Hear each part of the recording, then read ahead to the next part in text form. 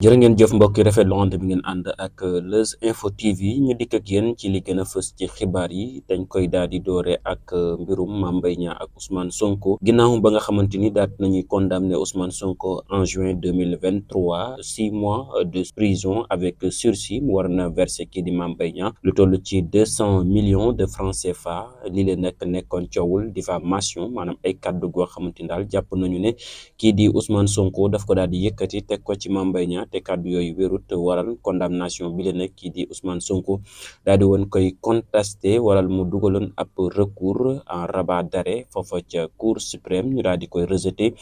le 1er juin 2025 waraloon condamnation bi la nag nekk loo xamante ni daal dañ ko daal di maintenir waraloon kii di Ousmane Sonko nag ab inéligible am lu toll ci juróomi at du mën a bokk ci yenn élection li nag nekkoon condamnation boo xamante nag mu ngi amoon en juin 2023 ginnaaw bi nga xamante nag amnistie bi daal dina ñëw ci la ko daal di woon faxas ba mu daal di set bi ci ginnaaw bu ñu sukkandikoo ci avocat yi kii di Ousmane Sonko leneen li ci bees mooy élément nouveau bi nga xamante ni nag kii di avocat yi Ousmane Sonko daal di woon nañ koy fësal ci weer yi ñu daal di génn ba waral ñu daal di bëgg ñu daal di ubbiwaat bi lépp projet ginnaaw loolu nag avocat yi Mame Mbaye Niang nag daal di nañuy génn fas yéene amal plainte jagleel ko kii di Ousmane Sonko la ñuy daal di sàkku ca tribunal ba mu daal di ordonner au conservateur de la propriété foncière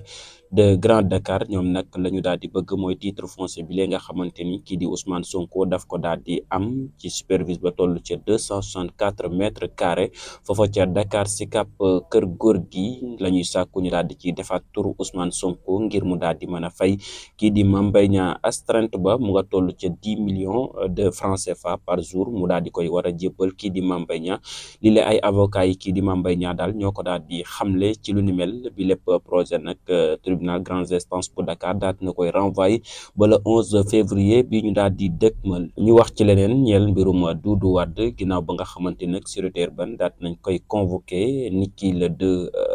février bi ñu daal di génn yem ak lundi ci ak fàttali moom mi di Doudou Wade nag ab émission la doon amal foofu ca TFM émission faram fàcce ginnaaw ba nga xamante ne daal dina fay yëkkati ay kàddu yoo xamante ni daal dafa wuute lool ak sunu constitution waraloon nag yoon daal di koy woolu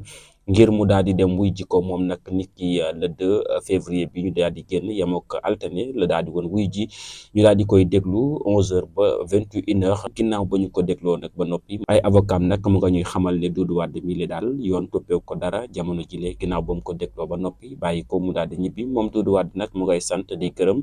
askanu Sénégal waaye nag di daal di gën a fësal engagement am di xamal sénégalais yi kat ne amal na leen bor ginnaaw ba ko yoon dégloo ba noppi dañuy daal di demaat ci beneen mbir ñeel coalition Diomaye président département bu Guinguinéo ñoom nag daal di nañu amal ab communiqué daal di koy jagleel tournée bi nga xamante ni nag premier ministre Ousmane Sonko mu ngi koy waajal foofa ca Guinguinéo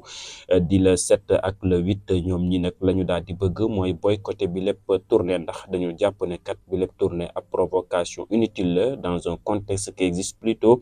de la retenue du dialogue et du respect des équilibres sociaux et politiques locaux waral nag ñoom ñuy daal di woo seen ay militants ak ay militantes ngir nag ñu daal di boycotté bi lépp tournée bëgguñu daal di gis benn mobilisation ci tournée bi nga xamante ni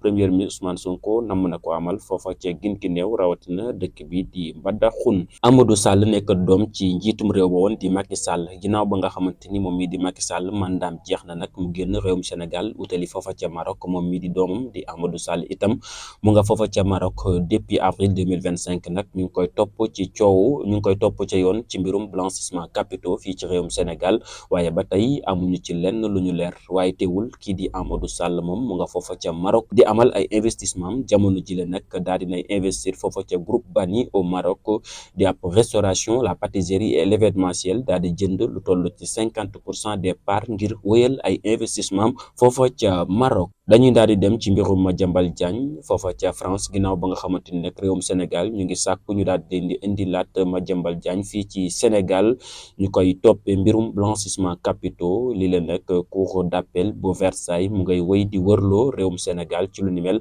gannaaw ba nga xamante ni nag daal na amal ay demande yu yaatu ngir ay information complète ci kii di Madiambal Diagne ginnaaw loolu nag ministre Yassine Fall la mu daal di xamle mooy daat nañu fournir yëpp dossier daal di koy jébbal waa France. Teewul ba tey cour d'appel de Versailles bu France moom ñu ngi daal di wiiri loo réew mu Sénégal niki tey jii nag di 3 février 2026 nag cour d'appel bu Versailles ñu koy xaar mu daal di joxe la tukkee ci mbirum extradition de Madiambal Diagne ginnaaw ba nga xamante nag réewum Sénégal ñu ngi koy toppee blanchissement de capitaux, rétrocommission liée à des contrats hospitaliers avec la société française Ellipse Projet. Jërë ngeen jëf mbokk yi rafetlu ànd bi ngeen ànd ak Leuz Info TV di leen jox dig daje ci yeneen i xibaar.